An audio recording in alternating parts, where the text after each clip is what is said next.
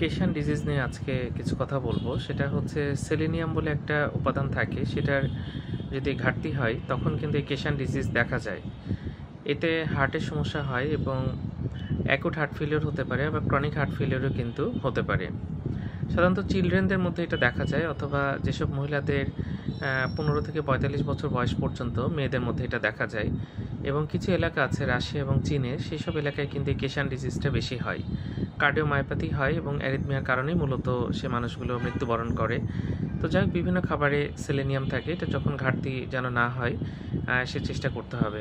Russia চীনে common, আমাদের দেশে খুব কমন না এটা, যেহেতু আমাদের দেশের মানুষ যে বাদাম বা মাছ মাংস এই খাবারগুলোতে সেলেনিয়াম থাকে সেগুলো পর্যাপ্ত পরিমাণে গ্রহণ করে, সেজন্য কিন্তু এখানে বেশ কম।